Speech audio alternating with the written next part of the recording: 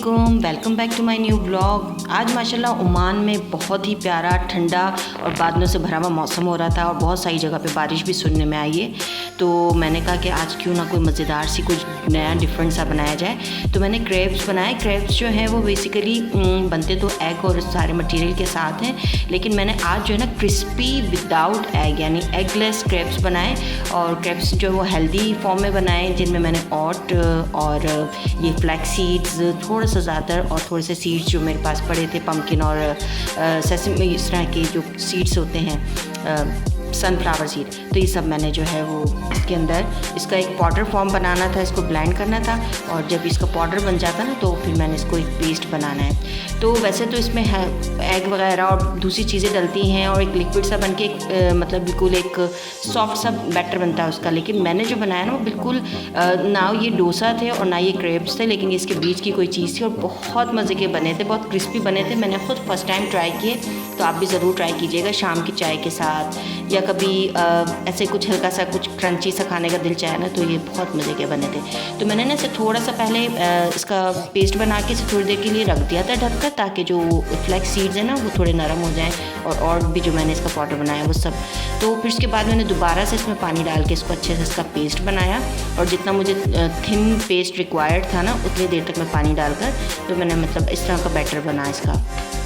तो इसमें मैंने थोड़े से जो है वो इंग्रेडिएंट डाल दिए थे स्पाइस के लिए, जैसे थोड़ी सी लाल मिर्च, काली मिर्च, थोड़ा मेरे पास सिनेमन पाउडर जो मैंने भी बनाया था वो, और थोड़ा सा नमक। और जनाब अब थी बारी बनाने की फ़र्स्ट टाइम मैं बनाने लगी थी क्रेप्स, और क्रंची क्रेप्स बनाए मैंने। तो इसके लिए ना मैंने वीडियो जो देखी थी उसमें इन्होंने कहा था कि भाई आपको जो आप जिस पैन में आप बनाएंगे वो मेक श्योर करें कि वो इतना गर्म हो कि जब आप उसमें पानी के ड्रॉप डालें तो वो एकदम डांस करने लगे इधर उधर। तो बस मैंने फिर वही तरीका यूज़ किया और उसके ऊपर हल्का सा ऑयल का स्प्रे किया, और एक जो है ना लैडल भर के इसके अंदर मैंने ऊपर डाला, और इसको थोड़ा सा ऐसे डोसा की तरह जैसे बनता है ना, ऑलमोस्ट बिल्कुल वैसे ही। तो माशाल्लाह। अच्छा, अब वो जो तवा था ना मेरा बहुत थिन है वो, तो मुझे लग रहा था कि वो बहुत जल्दी पक रहे हैं और ऊपर से जो है ना वो कच्चे हैं।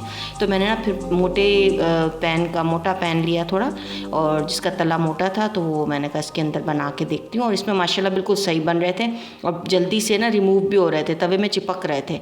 तो बस ये थोड़े टूटते हैं साइडों से, क्योंकि ये बहुत ज़्यादा मैंने थिन लेयर बनाई है, क्योंकि डोसा जो होता है वो थोड़ा सा मोटा बनता है और क्रेप्स भी जो होते हैं वो थोड़े से थिक होते हैं।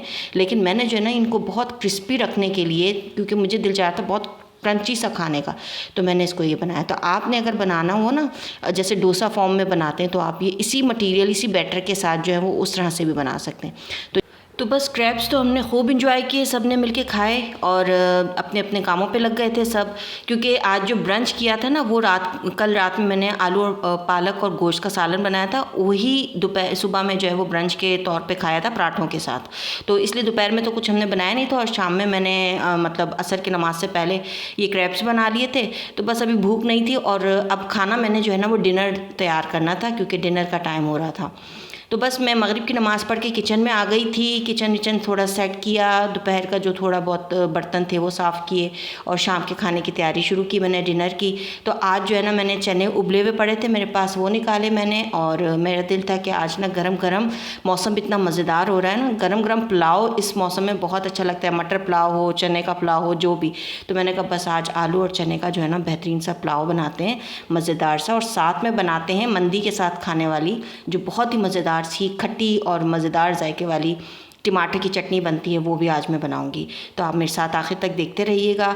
और बहुत शुक्रिया आप सब्सक्राइबर जो मेरे साथ न्यूली जुड़े हैं, और मेरे साथ मेरे व्यूवर्स का जो मुझे देखते हैं, मैं उन सब को बहुत बहुत मोस्ट वेलकम करती हूँ। और इसी तरह मेरे साथ जुड़े रहें, मुझे सपोर्ट करते रहें, और मेरी यूट्यूब फैमिली को स्ट्रॉन्ग बनाते रहें। अच्छा जनाब, ये किचन थोड़ा सा मैंने बर्तन धोए थे, तो मैंने कहा पहले किचन को अच्छे से सेट कर लें। तो फिर मैं बिल्कुल जो है ना, भले किचन में मैं 3 से 4 दफ़ा भले आऊँ, खाना बनाना हो, कुछ बनाना हो, मैं हर दफ़ा जो है पहले किचन बिल्कुल सेट करती हूँ, फिर मैं खाना शुरू करती हूँ। तो बस अच्छी बात है, अपने किचन को और अपनी चीज़ों को मैनेज करके रखना बहुत ज़रूरी है। और एक अच्छी जो हाउसवाइफ अगर है घर पे और अगर उसको यही काम है कि उसने घर ही संभालना है तो उसको ये उसके ऊपर फ़र्ज़ बनता है, मैं तो कहती हूँ कि वो अपने घर का बहुत ज़्यादा ख्याल रखे। हाँ, मुझे पता है कि बहुत सी ख़वातीन इस बात से डिसएग्री इसलिए करेंगी कि क्या औरत का ही काम है ये करना, लेकिन आपकी ज़िम्मेदारी तो है ना। आप घर की मतलब आप देखें कि घर की बड़ी जो है ना वो एक औरत होती है और बाहर के जो काम करने के लिए वो मर्द होता है, ज़ाहिर है। तो घर में आप अपने बच्चों को अपने तरीके से ट्रीट करके उन्हें भी अपने साथ साथ मिलाएं, अपने साथ काम पे लगाएं, कुछ छोटे छोटे काम उनको दे दिया करें और इसी तरह से आपको माशाल्लाह से सारा सेटअप होता रहेगा। लेकिन अगर आप ये चाहें कि भाई बस मैं कुछ ना करूं और बाकी जितने घर के लोग हैं वही सब करें, तो ऐसा तो पॉसिबल है ही नहीं ना। हम ज़िम्मेदार हैं, घर के जो माएँ होती हैं ख़ास तौर पे वो अपने घर के कामों की ज़िम्मेदार होती हैं।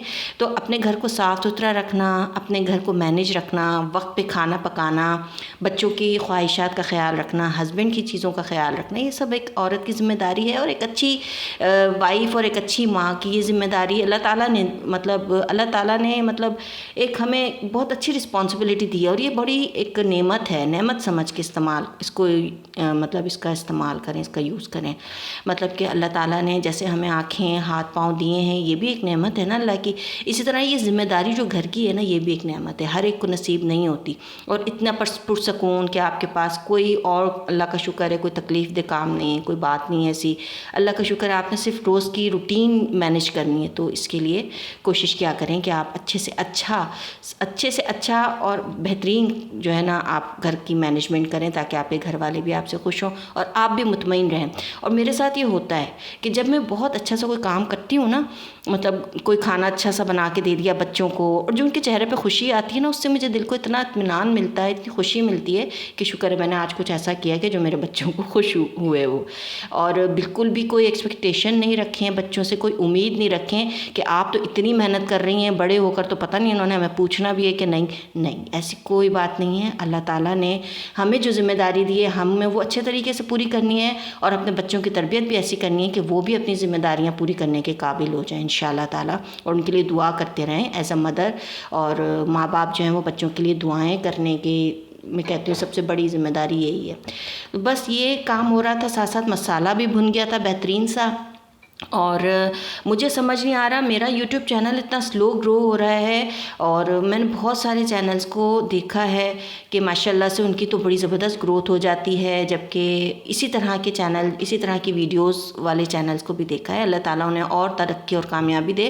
लेकिन मुझे अपनी चैनल की जो है ना वो रीज़न समझ नहीं आ रही है कि मैं अटक कहाँ रही हूँ, मतलब कहाँ पर ऐसी कोई मुझसे गलती हो रही है। मेरा SEO भी कोशिश करके, जैसे मैं बड़े बड़े यूट्यूबर्स को सुनती रहती हूँ, जैसे नादा नादिया जो हैं, उनसे मैंने बहुत कुछ सीखा है, इसकी एडिटिंग वगैरह का, सब चीज़ों का SEO करने का।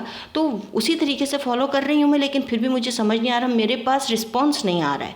मेरा मोबाइल की वीडियो मैंने, आप यकीन करें मेरी जो वीडियो मैं बना रही हूँ ना, इससे भी बहुत बुरी बुरी हालत की वीडियोज़ मैंने देखी हैं, लेकिन उनकी बहुत अच्छे रिस्पॉन्स आ रहे हैं उनके पास। तो मुझे नहीं समझ आ रहा मैं कहाँ मिस्टेक कर रही हूँ, मैं कहाँ लैग कर रही हूँ, कहाँ पर ऐसी जो है वो कोई कमी है मेरी वीडियो में या मेरी मेकिंग में या कहीं मेरी SEO में।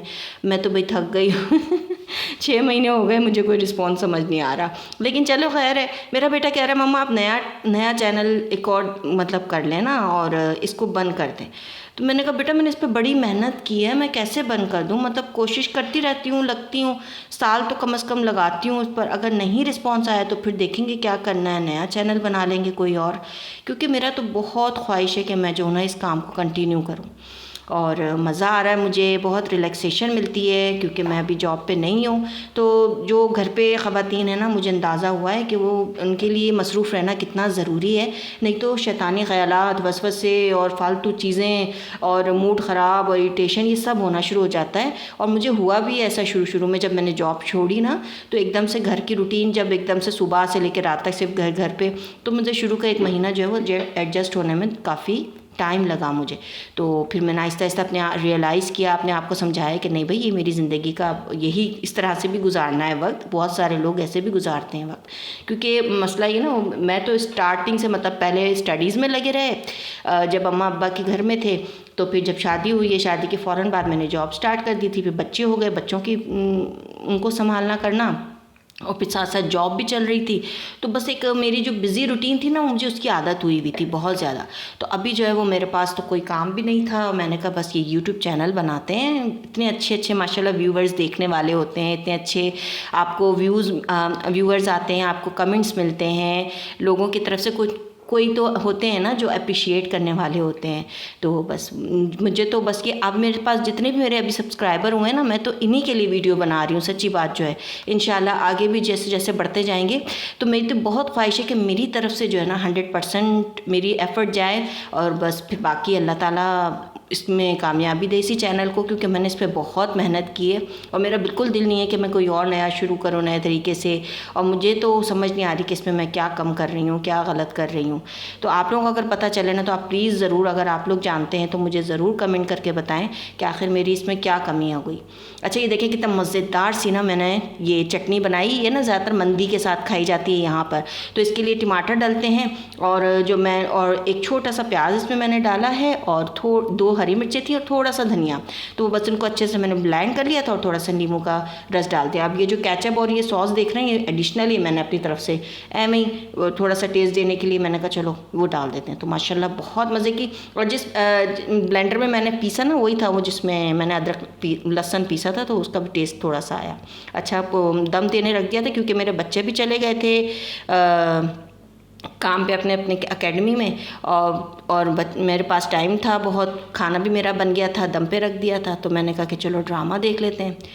पाकिस्तानी ड्रामास भी बड़े अच्छे आते हैं, और मैं बहुत शौक़ से शुरू से ही देखती हूँ, और 1-2 ड्रामों को तो ज़रूर मैं फ़ॉलो करती हूँ।